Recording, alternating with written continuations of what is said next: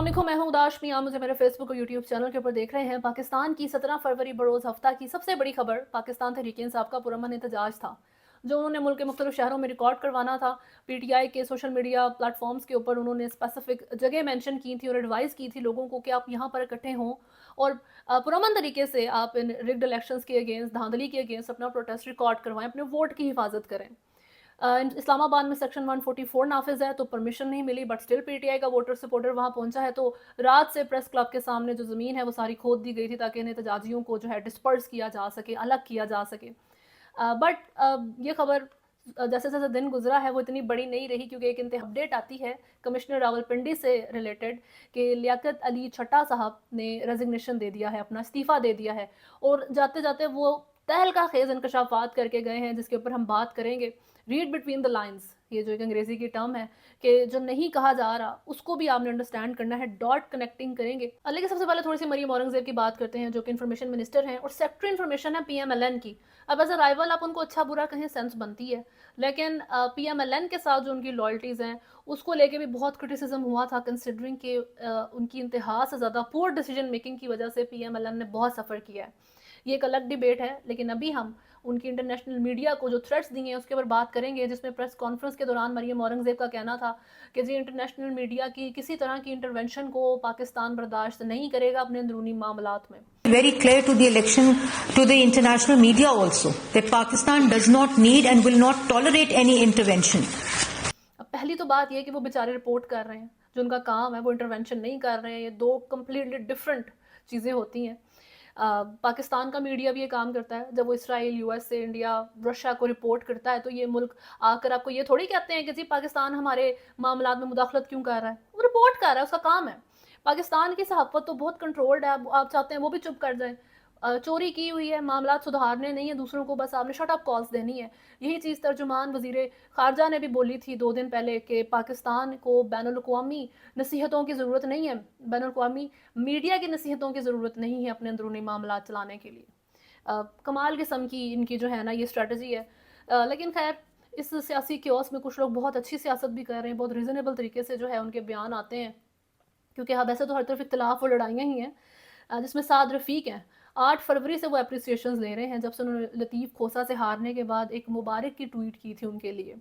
अभी उनकी एक ट्वीट आई है जिसमें उनका कहना है कि जी मुस्लिम लीग नून को कांटों का ये ताज अपने सर सजाने का कोई शौक़ नहीं है। यानी कि वफाक की हुकूमत एक बहुत टफ़ टास्क है और नून को ज़रूरत नहीं है कि वो अपने सर, अपने गले में इस ढोल को लटकाए। ख़ास तौर पर जब पीपल्स पार्टी ने आराम से ख़ुद को वफाक की जो है ना मिनिस्ट्री से साइड पे कर लिया, कैबिनेट में नहीं बैठ रहे वो।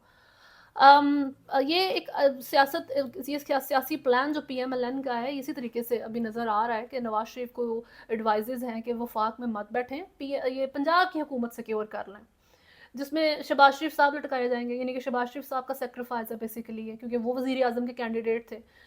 मरीम नवाज़ को नवाज शरीफ ने पहले ही पंजाब का सीएम के तौर पे जो है ना सिक्योर कर दिया था, और आज मरीम नवाज़ को उनकी जो सिक्योरिटी है, चीफ मिनिस्टर की जो सिक्योरिटी होती है वो मुहैया कर दी गई है। तो वो आप बस समझें कि वो चीफ मिनिस्टर बन गई है, तो शहबाज शरीफ जो है ना वो लगे जाएंगे इस वक्त। क्लियर नज़र आ गई अब आपको ये जो फैमिली राइवलरी है, जो कज़न राइवलरी है, अब आपको अच्छे तरीके से वो नज़र आएगी।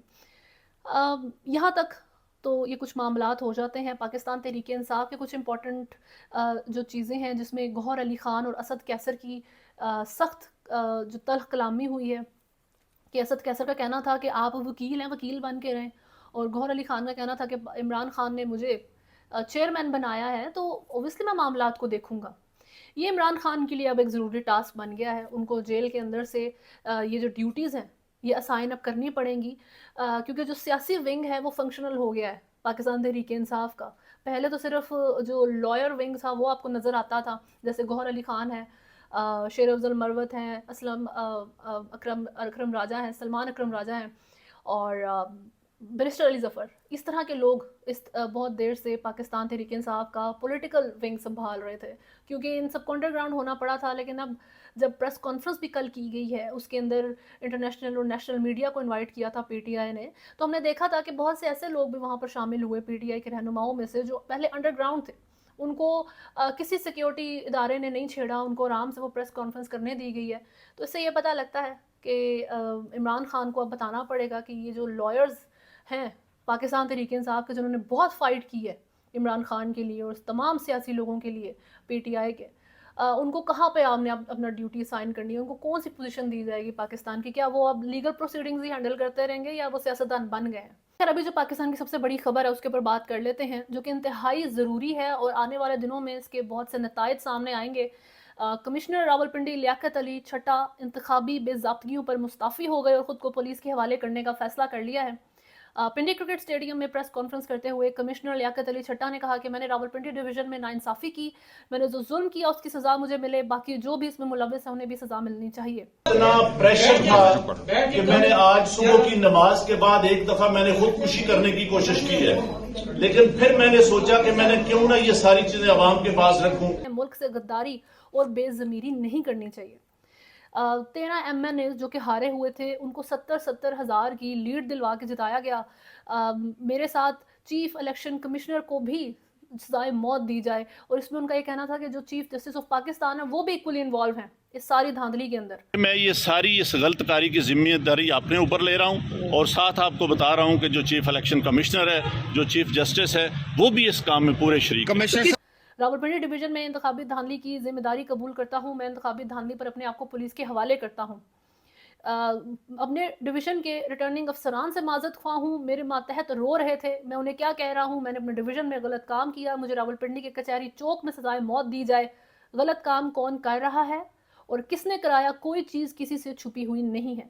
کس کی طرف پوائنٹ کر رہے ہیں؟ خیر، راولپنڈی میں جتنے بھی جو حلقے تھے جن کی وہ بات کر رہے ہیں، اس میں ایک پیپلز پارٹی کے جو کینڈیڈیٹ تھا وہ جیتا ہے، باقی سارے حلقوں میں جو ہے نا وہ نون لیگ کے جو کینڈیڈیٹس تھے وہ جیتے گئے تھے، جس میں این اے 51 راولپنڈی مری سے نون لیگ کے راجہ اسامہ سرور جیتے، این اے 52 سے پیپلز پارٹی کے راجہ پرویز اشرف کامیاب ہوئے تھے، این اے 53 میں نون لیگ کے راجہ اکرم الاسلام، این اے 54 میں، این اے 55 سے نون لیگ ہے، این اے 56 میں بھی نون لیگ ہے، اور این اے 57 سے بھی نون لیگ کے دانیال چودھری جیتے ہیں۔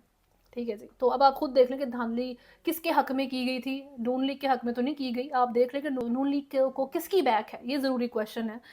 میں بار بار یہ والا رپورٹ مینشن میں ان کی اسٹیٹمنٹ مینشن کرتی ہوں جو کہ جاوید لطیف نے دی تھی کہ بیلنسنگ کے چکر میں نون لیگ کا کباڑا کر دیا گیا ہے۔ دوسرے لفظوں میں وہ اب بات کرتے ہیں، یہ ساری ایسی پزل ہے نا جو سب ملک کے اندر چل رہی ہے کہ آپ کے سامنے جواب ہیں سارے، لیکن سٹل آپ نے اس کو سولو کرنا ہے۔ تو جاوید لطیف تھے، وہ کس کے بارے میں بات کر رہے ہیں؟ کس نے کباڑا کیا؟ ابھی یہ جو آپ کے کمشنر راولپنڈی ہیں وہ کہہ رہے ہیں کہ سب کو پتہ ہے کہ کون دھاندلی کروا رہا ہے، کس کے کہنے پہ معاملات ہو رہے ہیں۔ اب وہ نام نہیں انہوں نے لیا کہ جی کس کی بات ہو رہی ہے، لیکن پتہ سب کو ہے، پتہ تو آپ کو بھی ہے۔ لیکن خیر، اس چیز میں یہ جو مولانا کی چلائی ہوئی ٹرین ہے، اس میں ابھی اور بھی لوگ شامل ہوں گے، حالانکہ یہ بالکل مولانا کے تو نہیں مزاج کے اوپر پورا اترتا ان کا معاملہ، کیونکہ مولانا فضل الرحمان صاحب نے تو غصے میں ایکسپوز کرنا شروع کیا تھا نا، صدارت کی کرسی نہیں ملی تو انہوں نے ساروں کو جو ہے بیچ میں رگڑ دیا ہے۔ حالانکہ ابھی تو انہوں نے یہ بات بھی کہی کہ اوتھ ٹیکنگ کی جو بات باجوہ صاحب مجھ سے کہہ رہے ہیں کہ میں اوتھ لے لیتا ہوں، تو ان جرنلز کو اوتھ کی کیا قدر، کیا ویلیو؟ کیونکہ یہ تو اپنے اوتھ میں کہتے ہیں کہ سیاسی معاملات میں ملٹری انوالو نہیں ہوگی، لیکن سٹل ہوتی ہے۔ لیکن ساتھ ساتھ جی فیض حمید کا نام میں نے ایم ہی لے لیا تھا، وہ تو اچھے انسان ہے، یہ مولانا فضل الرحمان نے آج کہہ دیا۔ تو خیر، ابھی ہو سکتا ہے وہ کل کو باجوہ صاحب کے بارے میں بھی کہہ دیں کہ وہ بھی اچھے انسان ہیں، میں نے غلطی سے ان کے بارے میں ساری باتیں کر دی تھیں۔ ڈاٹ کنیکٹنگ میں یہ سارے معاملات آپ کو دیکھنا پڑیں گے کہ آپ کو یہ کدھر لیڈ کر رہی ہے ساری چیز۔ اگر آپ وہ کہتے ہیں نا کڑی سے کڑی ملانا شروع کریں، جی ڈی اے جو کہ ایک بہت بڑی جماعت نہیں ہے لیکن سٹل انہوں نے ایک بہترین جلسہ کیا ہے، پیر پگاڑا کی طرف سے جو کل سٹیٹمنٹس دی گئی ہیں، جو انہوں نے باتیں کی ہیں اس جلسے میں کہ اگر عمران خان چور ہے تو میں بھی چور ہوں، ہم سب چور ہیں۔ آرمی ہر ایک کو ٹرائی کر چکی ہے اور اس وقت کوئی بندہ حکومت لینے کے لیے تیار نہیں ہے، تو ایسا لگتا ہے یا تو ملک میں ایمرجنسی نافذ ہو جائے گی یا مارشل لا لگا دیا جائے گا۔ اور اگر مارشل لا لگتا ہے تو اس میں بھی کچھ بہت سے اسپیکٹس ہیں کہ انٹرنیشنل میڈیا میں، انٹرنیشنل سٹیج کے اوپر پاکستان کے بارے میں بہت ہفتوں سے انالیسز میں ملٹری کو کرٹیسائز کیا جا رہا ہے، اس لحاظ سے کہ الیکشن ریگنگ ہوتی ہے، پولیٹیکل انوالومنٹ ہے ملٹری کی، جو پاکستان کی پاورفل ملٹری ہے، اور اگر ابھی وہ مارشل لا لگا دیتی ہے ایک مفروضے کے طور پہ، تو پاکستان کو تو ایفیکٹ جو آئے گا وہ آئے گا، لیکن ملٹری بہت زیادہ بیک فٹ پہ چلی جائے گی انٹرنیشنلی۔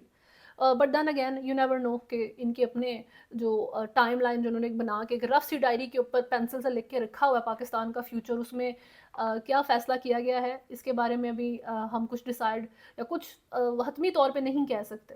لیکن پاکستان میں یہ انپریسیڈنٹڈ سینز ہیں کہ establishment versus democracy face to face اس طریقے سے آپ کو نظر آئے ہیں. جیسے ابھی آپ سلمان اکرم راجہ کا اریسٹ ہی دیکھ لیں کہ پولیس جس طریقے سے ان کو گھسیٹ کے اٹھا کے لے کے جا رہی ہے، اور وہ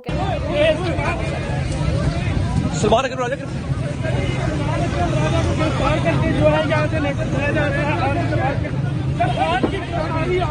سلمان صاحب کچھ بولیں گے؟ سر کچھ بولیں گے؟ کہ یہ مجھے غیر قانونی طور پہ گرفتار کر رہے ہیں، میں عوام کے ساتھ ہوں، ہم حق کی آواز بلند کرتے رہیں گے.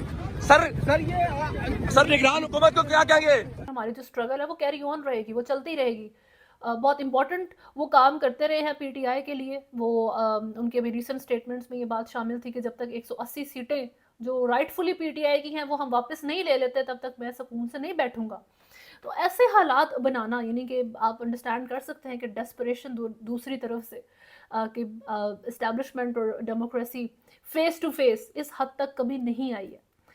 یہ معاملات کہاں جا کے اینڈ ہوں گے یہ ایک وقتی چیز بتائے گا، کیونکہ جو ہمارے نااہل ترین سیاستدان ہیں ہمارے ملک کے 75 سالوں سے ہی نااہل ہیں، کبھی بھی اہل نہیں تھے، تو وہ کبھی اس قابل نہیں ہوئے کہ وہ اسٹیبلشمنٹ کو ٹف ٹائم دے سکیں. بٹ ابھی جیسے بھی معاملات بنے، جو جس کی بھی وجہ سے بنے، بٹ حالات اس طرح کے ہیں کہ آپ ڈیموکریسی کو سروائیو کرتا ہوا دیکھتے ہیں. میں پی ایم ایل این اور پیپلز پارٹی کو اس میں کسی بھی لحاظ سے کنسیڈر نہیں کروں گی، کیونکہ پچھلے دنوں کی جتنے بھی پچھلے چند مہینے رہے اس میں ان کو غور کیا جائے تو وہ سٹل اپنی اسی ایک سیاسی ڈائناسٹی پالیٹکس کے لیے پاور گیم کرتے رہے ہیں. انہوں نے کبھی ملک کا ایسٹ زیادہ نہیں سوچا. بیک کر دی گئی تو وہ آنے کے لیے تیار. پی ڈی ایم میں ان کو کہا کہ چلو بھی یہاں جا کے بیٹھ گئے، وہ بیٹھ گئے. ابھی بھی ان کو پی ڈی ایم 2 بنانے کے لیے کہا گیا تو وہ فوراً تیار ہو گئے. لیکن ابھی پی ایم ایل این صرف اس وجہ سے نہیں جانا چاہ رہی پی ڈی ایم کے لیے اس حکومت میں، وفاق میں، کہ ان کو لگتا ہے کہ ان کے اپنے پارٹی کے لیے چیز بری ہے ملک سے زیادہ. عمران خان کو اگر آپ دیکھیں، عمران خان یا کوئی بھی جو بھی چھوٹی موٹی جماعتیں اس وقت ساتھ مل رہی ہیں، اگر یہ جیتتی ہیں تو کیا اس کا مطلب یہی ہوگا کہ اسٹیبلشمنٹ الٹیمیٹلی ہار رہی ہے؟ اور کیا اسٹیبلشمنٹ کو ہارنے کی عادت ہے اتنی نااہل سیاستدانوں سے؟ ٹھیک ہے، یا ہو سکتا ہے کہ وہ کہیں کہ ان سے ہارنے سے بہتر ہے ہم ایمرجنسی لگائیں یا مارشلہ لگائیں اور ان ساروں کو کہیں چلو بھی تم سارے اب گھر جاؤ. یہ چیز وقت بتائے گی. لیکن تھوڑی سی اگر ہم سپورٹس ریلیٹڈ بات کر لیں تو پاکستان میں پی ایس ایل جو ہے جو شروع ہونے والا ہے کچھ دنوں میں، اس میں بائیکاٹ کا ٹرینڈ چل رہا ہے ٹویٹر کے اوپر کہ جی پی ایس ایل کو بائیکاٹ کیا جائے، کیونکہ پی ایس ایل نے کے ایف سی کو اپنا سنیک سپانسر رکھا ہے. اب کے ایف سی کو مہینوں سے، جب سے غزہ کی وار سٹارٹ ہوئی ہے، اسرائیل نے غزہ میں بمبارڈمنٹ سٹارٹ کی ہے، تب سے اس کو بائیکاٹ ورلڈ وائڈ اس کے اوپر بائیکاٹ کی کیمپین ہے. پاکستان ایک واحد ملک ہے جہاں پر اس چیز کو ڈیبیٹ کیا جاتا ہے کہ اگر آپ کے ایف سی کو بائیکاٹ کر رہے ہو، کے ایف سی نہیں کھا رہے ہو، تو پھر اپنا موبائل بھی نہ یوز کریں. پھر آپ امریکہ کی یا جتنے جو اسرائیل میڈ جتنے بھی پروڈکٹس ہیں ان کو بین کریں. میں نے ابھی تک یہ چیز دنیا کے کسی بھی ملک میں اس ڈیبیٹ کو نہیں دیکھا کہ مسلم کہہ رہے ہیں اچھا تم اگر آئی فون یوز کرنا ہے تو کے ایف سی کو بھی یوز کرو، پھر میکڈونلڈس کو بھی یوز کرو. اس میں ہر ایک کی اپنی ذاتی ڈیبیٹ ہے. کوئی کہتا ہے جی کے ایف سی کو ضرورت نہیں ہے بائیکاٹ کرنے کی کیونکہ اس سے کسی کو کوئی فرق نہیں پڑتا، ان کی بجٹ جو ہے وہ سٹل سیم رہتا ہے. اس ساری ڈیبیٹ سے میرا خیال ہے نکلنا بہتر ہے. اگر ایک کام آپ کر سکتے ہیں تو وہ کر لیں. اگر ایک چیز کو بائیک آؤٹ کر سکتے ہیں اور آپ کی وہ رینج میں ہے کر دیں. اگر 4 چیزوں کو آپ نہیں کر سکتے ڈزنٹ مین کہ آپ اس ایک جس کو آپ بائیک آؤٹ کر رہے ہیں اس کو بھی کرنا چھوڑ دیں. ٹھیک ہے، تو بہرحال وہی بات کہ یہ پاکستان اکیلا ملک ہے جہاں پہ آپ نے کے ایف سی کو بائیک آؤٹ کو بھی ایک ڈیبیٹ بنایا ہوا ہے. ٹھیک ہے، اس کو بھی آپ ریلیجن کا مسئلہ بنا دیتے ہیں کہ بھائی تم میں اتنی ساری خرابیاں ہیں تو ایک اور جو خرابی تم کر رہے ہو وہ بھی کرتے رہو، اس میں کیا برائی ہے. ٹھیک ہے، ایسا مزاج نہیں ہونا چاہیے. بٹ بہرحال پی ایس ایل کو بائیکاٹ سے بھی پاکستان کو ہی نقصان ہوگا. خیر یہ چیز تھوڑی سی میرا خیال ہے پاکستان کے سوچنے کی بھی تھی کہ ایک کے ایف سی جیسا فاسٹ فوڈ چین جو کنٹروورشل ہے پوری دنیا میں لے کے اس کو بائیکاٹ کیمپین چلی ہیں اکتوبر سے لے کے آن ورڈس، تو اس کو اپنا سنیک پارٹنر بنانا بیک فائر کر سکتا ہے. بٹ دین اگین پاکستان نے، میں نے پہلے اس کے اوپر بات کی تھی کہ فلسطین کے فلیگ کو، فلسطین کے ریلیٹڈ جو پروٹیسٹ پاکستان کے اندر ہوئے ہیں ان کے اوپر بین لگایا تھا، ان کو یہاں پر نہیں کرنے دیا. حالانکہ انٹرنیشنلی پاکستان نے یہ سٹانس رکھا ہے کہ we stand with Palestine, but still Pakistan کے لوگوں کو یہاں پہ پروٹیسٹ کی آزادی نہیں ملی تھی. ابھی تک کے لیے نیوز میں اتنا ہی ہے. اگر آپ نے چینل کو فالو نہیں کیا ہوا تو سبسکرائب کریں, ویڈیو کو لائک اینڈ شیئر ضرور کریں. اللہ حافظ.